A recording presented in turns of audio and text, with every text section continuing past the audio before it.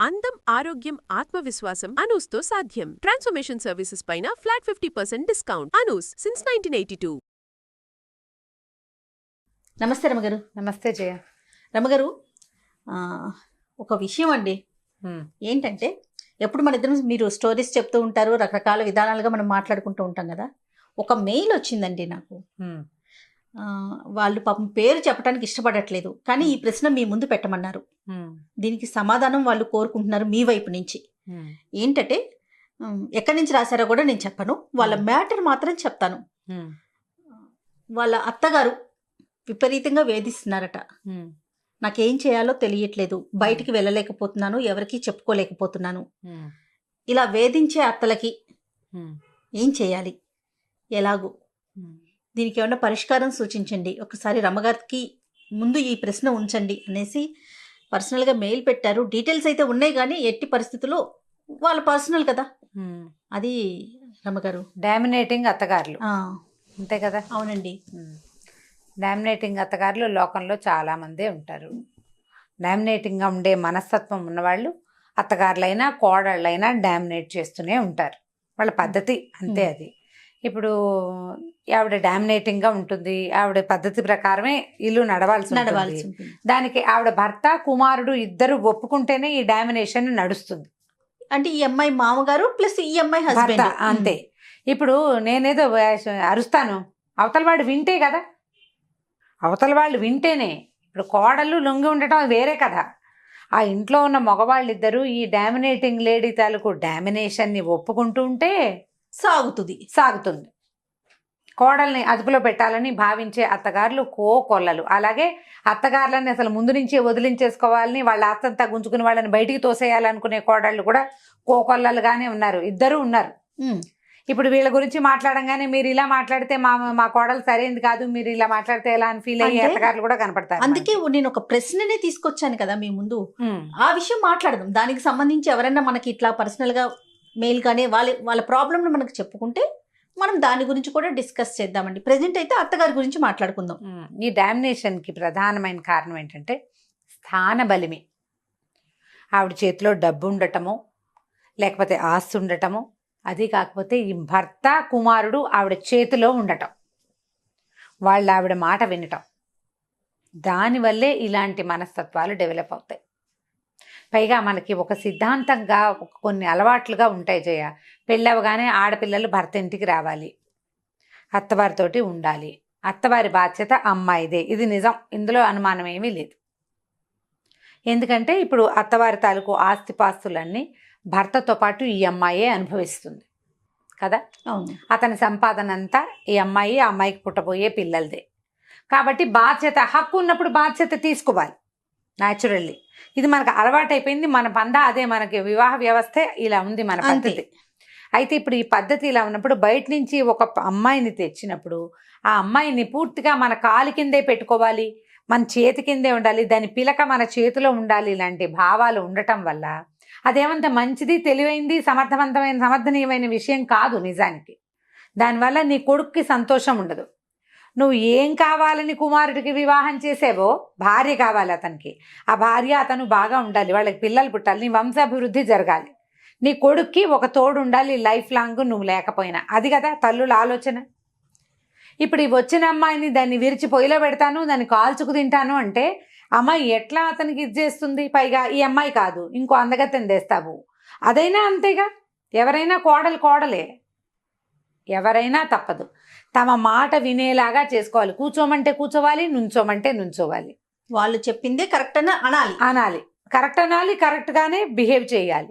కొంతమంది కరెక్ట్గానే బిహేవ్ చేసినా కూడా కోడళ్ళని కాల్చుకు తినాలి అనేది ఒక మనస్తత్వం అట్లా లోపల ఉండిపోతుంది. కాదు రమ్మగారు, ఓన్లీ వంశం కోసమేనా మనం ఒక అమ్మాయిని మీ ఇంటికి తీసుకొచ్చుకునేది? మీ ఇంటికి వచ్చిన ఆడపిల్ల ఆనందంగా ఉండాలి, కానీ ఏడుస్తూ ఉంటుంది, ఏ శుభదాయకం? ఏమీ శుభదాయకం కాదు. నీకు మాత్రం ఏం సంతోషం? పైగా ఒక్కొక్కళ్ళు ఏంటంటే కొడుకుల్నే సమర్థించే తల్లులు. వాడు ఏం చేసినా, వాడు తాగేస్తున్నాడు అనుకో, తాగితే తాగేట్లే, నువ్వు కిందకు వచ్చి ఉండు, నువ్వు విడిగా ఉండు, పోని వాడితో ఉండబోక అనేవాళ్ళు. కొడితే కొట్టాడులే, తాగినప్పుడే కొట్టాడు, తాకపోతే కొట్టాడు, బాగా చూసుకుంటాడు కదా అనేవాళ్ళు. వాడు తాగినప్పుడు వాడికి ఎదురుకుండా నువ్వు వెళ్ళబోక, వాడితో పోట్లాడితే నువ్వు కిందకు వచ్చేసే, నువ్వు పక్క వచ్చేసే, నువ్వు వెనక్కి వచ్చేసే, నువ్వు దాక్కో అనేవాళ్ళు. సమర్థిస్తారు. కొడుకుని సమర్థించేవాళ్ళు. వీళ్ళింట్లో ఏ సిచ్యువేషన్ ఏ పండగ వచ్చినా మీ పుట్టింటి వాళ్ళు పెట్టాల్సిన అడిగి పట్టుకురా అని. అది ఆస్తి, పుట్టింటి ఆస్తి పట్టుకురా, లేదా తమకు ఇంకా డబ్బులు కావాలి. పెళ్లి చేసుకునేటప్పుడే అవన్నీ ఆలోచించుకుని చేసుకోవాలి. మొదటిది అసలు వరకట్నం దురాచారం, పైగా చట్టరీత్యా నేరం. ఎన్ని వరకట్నపు చావులైనా, ఎన్ని అత్తగారుల హెరాస్మెంట్ వల్ల కోడళ్ళు చచ్చిపోయి అత్తలు జైళ్ల పాలవుతున్నా ఈ డామినేషన్ మనస్తత్వము, ఈ వేషాలు మానరు. భయం లేదు జయ. అసలు నేను అనుకుంటా చట్టం ఇంకా కొంచెం గట్టిగా అవ్వాలనుకుంటా. ఇప్పుడు ఎలా అయింది, ఈ హెరాస్మెంట్ కింద 498A అని ఒక యాక్ట్ ఒకటి ఉంది కదా ఇండియన్ ఐపీసీలో. అయితే ఈ యాక్ట్ ప్రకారం ఆడపిల్లలు గనక ఇది చేస్తే అత్తగారులని వాళ్ళు భర్తల్ని అరెస్ట్ చేసేస్తారు, గవర్నమెంట్ ఉద్యోగాలు ఉంటే పోతాయి. అవును. కొంతమంది దాన్ని మిస్యూజ్ చేస్తున్నారు కూడా ఇప్పుడు, కానీ యూజ్ చేయబడుతోంది తప్పకుండా. ఇది కొంత మటుకు ఆడపిల్లలకి హెల్ప్ఫుల్ గా ఉండే విషయమే. కొంతమంది ఏం చేస్తారంటే ఏ చిన్న తగాదాకైనా సరే అత్తగారుల మీద మా భర్తల మీదే కాకుండా ఏదో ఖండాంతరాల తర్వాత ఎక్కడో ఉన్నటువంటి ఆడపడుచుల మీద కూడా పెట్టి వాళ్ళు కూడా జైల్లో పడేలాగా, వాళ్ళ జీవితాలు కూడా నాశనం అయ్యేలాగా చేసేవాళ్ళు. వాళ్ళలో ఎంత ఇబ్బంది ఉంటుంది రమ్మగారు అలా చేస్తే. చేస్తున్నారు, అది చేస్తారు. కాకపోతే ఏంటంటే ఇది ఒక మంచి విషయమే. ఇలాంటివి జరిగినా కూడా ఈ కాలంలో చాలా అత్తగారులకు ఇంకా బుద్ధి రావటం లేదు చాలా మందికి. ఇప్పుడు మనం ఒక పిల్లని తీసుకొచ్చాము, ఇప్పుడు కోర్టుల దాకా ఎందుకు వెళ్ళాలి జయ? పెళ్లి చేసుకునేటప్పుడు మనమేమి పోలీస్ స్టేషన్కి వెళ్ళి ఫలానా పిల్లని పెళ్లి చేసుకుంటాం అని చెప్తున్నామా? లేదా ఫలానా ఆవిడకి మా అమ్మాయికి అబ్బాయికి మా అమ్మాయిని ఇస్తున్నామండి, రేపొద్దున మా పిల్లకి ఏదైనా జరిగితే మీరు చూడండి అని ఈ అమ్మాయి తాలూకు వాళ్ళు ఎవరైనా వెళ్తారా? వెళ్ళరు. మనం మధ్యవర్తులతోటి మర్యాదగా ముద్దుగా ముచ్చటగా చక్కగా సొగసుగా మాట్లాడుకుని పెళ్లిళ్ళు చేసుకుంటాం. అదే సొగసుగా కాపురాలు ఎందుకు చేసుకోకూడదు? నువ్వు ఓ పిల్లని చూసాం, మనం ఒక పిల్లని చూసుకున్నాము పెళ్లికి. ఈ పిల్లని చూసుకున్నప్పుడు ఏం చేస్తాం, వాళ్ళ ఆస్తి స్వాస్తి, వాళ్ళ ఫైనాన్షియల్ కెపాసిటీ అన్నీ మనకు తెలుసు. నువ్వు 4 కనుక్కునే చేసుకుంటావు. వాళ్ళు చెయ్యలేని డబ్బుని నువ్వు లాగాలని ఎందుకు అనుకోవాలి? పైగా నీ పద్ధతులు కోడలికి లేవని ఎందుకనాలి? నీ పెంపకం, నీ తీరు వేరు. నీకు దగ్గర డబ్బులు ఉన్నాయి. ఆ అమ్మాయి కొంచెం సాదాసీదా కుటుంబం నుంచి వచ్చి ఉండొచ్చు, లేదా నీకు డబ్బులు లేవు, ఆ అమ్మాయి పెద్ద కుటుంబం నుంచి వచ్చి ఉండొచ్చు. నీకు తెలిసే చేసుకుంటావు. తర్వాత ఏ విషయం మీద ఆ అమ్మాయిని హెరాస్ చేస్తావు? నువ్వు అన్ని కనుక్కున్నావు కదా ముందు. డబ్బుల విషయం అయితే రమ్మగారు, డబ్బులు లేకపోతే పలానాది ఇవ్వలేదు, పలానా వస్తువు కావాలి, పలానా బంగారం కావాలి, ఒక క్లారిటీ ఉంది. కొంతమంది ఉంటారు చూడండి, ఏదో ఒకటి సాధించాలి. మన ఇంటికి వచ్చిన మనిషిని ఏదో ఒకటి అనాలి. కనీసం ఆ అమ్మాయి నన్ను ఇట్లా అంటున్నారు, ఇట్లా చేస్తున్నారని చెప్పుకోలేనంతగా కూడా హింసిస్తూ ఉంటారు. మాటలతో సూటిపోటి మాటలు అంటారు. భర్త ఉన్నప్పుడు ఒక రకంగా, లేనప్పుడు మరో రకంగా బిహేవ్ చేస్తారు. ఇలాంటివి కూడా అవి ఎక్కువ ఉంటాయి ఆడవాళ్ళ దగ్గర. ఏంటంటే ఆ భర్త ఉన్నప్పుడేమో తను చాలా ముద్దుగా బాగా చూస్తున్నట్టుగా, కొడుకున్నప్పుడు మా అమ్మ బాగా చూసుకుంటోంది అనుకుంటాడు కొడుకు అబ్సెన్స్ లో ఈవిడ పనులు చేయరు, పని చేసి పెట్టరు, హెల్ప్ చేయరు. మీ అమ్మ ఇట్లా, మీ నాన్న ఇట్లా అంటారు, నీకు బుద్ధి లేదంటారు, ఏదో ఒకటి అంటారు. ఈ అమ్మాయి చెప్పినా భర్త నమ్మడు. ఈ అమ్మాయి మానసికంగా కృంగిపోతా ఉంటుంది. మానసికంగా కుంగిపోతుంది. ఆమె మనసు గెలుచుకోలేదు, ఈ భర్తకి నిజం చెప్పలేదు, చెప్పినా అతను నమ్మడు. ఉంటారండి అలాంటి వాళ్ళు కూడా. ఇప్పుడు ఇలాంటి వాళ్ళు ఉంటారు. దీనివల్ల మనం ఏం సాధిస్తున్నామని ఈ అత్తగారు పోస్ట్ లో ఉన్న వాళ్ళు ఆలోచించుకోవాలి. ముందు ఒక పిల్లాడికి పెళ్లి చేసేటప్పుడు మనం ఈ పెళ్లి వల్ల ఏం చేయదలుచుకున్నాం అని పిల్లాడు పెళ్లి చేసుకునే కుర్రవాడు ఆలోచించుకోవాలి. ఈ పెళ్లితోటి ఏమిటని పెళ్లి చేసే అమ్మ నాన్న కూడా ఆలోచించుకోవాలి. దాని ప్రకారం యాక్ట్ చేస్తే అమ్మ ఈ 498A లాంటివి మీ మీదకి ప్రయోగించబడకుండా ఉండాలి అంటే మీరు కొంచెం జాగ్రత్తగా ఉండాలి. ఇప్పుడు ఇది ఈ యాక్ట్ పేరు చెప్పి జనాన్ని భయపెట్టడం కాదు మన ఉద్దేశం. అవునవును. ఇలాంటివి వచ్చే అవకాశాలు ఉన్నాయి. మనం అసలు పెళ్లి చేసేటప్పుడు ఎందుకు చేస్తున్నాము, ఏమిటి, ఈ అమ్మాయికి ఎంత ఉంది, దానికి ఎంత వచ్చు. ఈ రోజుల్లో ఆడపిల్లలు చదువుకుంటున్నారు, వాళ్ళకి ఇళ్లల్లో ఉండే అత్తగారులకు వచ్చినట్టుగా అన్ని రకాల పనులు రాకపోవచ్చు. చదువుకుని ఉద్యోగం చేస్తారు, ఏదో ఇంటికి అవసరమైన పనులు మాత్రం చేసుకోగలుగుతారు. ఆ చేసుకోగలిగిన వాళ్ళని అంత మాత్రమైనా చేసుకొనిచ్చి ఆ రకంగా కనుక ముందుకు తీసుకెళ్తే ఈ అత్తగారి డామినేషన్ హడావిడి లేకుండా ఉంటుంది. తగ్గించుకోవాలి ముందు. పైగా డామినేట్ చేసి నువ్వు సాధించేదేంటి? నువ్వేం చేయగలవు? అమ్మాయిని ఏదో సాధిస్తావు, మా కోడలు లైన్లో పెట్టానని ఎవరికో చెప్తావు 4-5 అంతేనా? అంతేగా. దానివల్ల నీకు వచ్చే కిరీటం ఏమిటి? False prestige. రేపొద్దున ఏదైనా తేడా వచ్చిందంటే నీ చుట్టుపక్కల నలుగురు కానీ, నీ చుట్టాలు కానీ నీకు అన్నం పెట్టరు, నీళ్లు పోయరు, నేను హాస్పిటల్కి తీసుకెళ్లరు, నువ్వు మూల పడితే నీకు మంచినీళ్ళు కూడా ఇవ్వరు. నీకు అవన్నీ చేయవలసింది ఎవరు? నీ ఇంట్లోనే నీ కొడుకు భార్య అయినటువంటి అమ్మాయి. సొంతంగా చేసినా చేయకపోయినా ఎంతో కొంత నిన్ను సపోర్ట్ చేయాల్సింది ఈ అమ్మాయే. అంతే. నువ్వు అమ్మాయితో సాయిదా ఫాయిదాగా ఉంటే నీ తర్వాత రోజులు నీకు సపోర్ట్ కాదు చేస్తుంది. రమ్మగారు, మరి ఆ టైప్ ఆఫ్ మైండ్ సెట్ ఉన్న వాళ్ళని ఎట్లా అండి, ఎట్లా మార్పు తీసుకురావాలి, వాళ్ళ వైపు నుంచి ఎట్లా మార్చాలంటారు? భర్తల ద్వారానే కుదురుతుంది జయ. ఇది మగవాళ్ళకి చెప్పాల్సిందే. మగవాళ్ళు అర్థం చేసుకోవాలి దీన్ని. మా అమ్మ ఇట్లా బిహేవ్ చేస్తుంది, ఇది కరెక్ట్ కాదు. ఇప్పుడు మగవాడికి కూడా పెళ్ళాన్ని అదుపులో పెట్టాలని ఉందనుకో, కరెక్ట్, బాగుంది, పెళ్ళాన్ని అదుపులో పెట్టాలి. మరి మీ నాన్న ఎందుకు మీ అమ్మని అదుపులో పెట్టలేదు? నువ్వు అది ఆలోచించాలిగా. నీ పెళ్ళాం అదుపులో ఉండాలి, నీకు పెళ్ళాం కాబట్టి. మరి మీ అమ్మ కూడా మీ నాన్నకి పెళ్ళాం, నీకు అమ్మ కానీ నాన్నకి భార్యే కదా, నాన్నకి భార్యేగా. మరి అక్కడ ఎందుకు అదుపులో లేదు ఆవిడ? మీ నాన్నేమో మీ అమ్మ అదుపులో ఉండాలి, నీ పెళ్ళామేమో నీ అదుపులో ఉండాలి. ఏం న్యాయం ఇది? ఆలోచించాలి. ఆలోచించద్దు. మీ అమ్మ నీకు అమ్మ అయిపోయింది, నీకు రేపొద్దున నీ భార్య కూడా నీ కొడుకు విషయంలో ఇలాగే ఉండొచ్చు.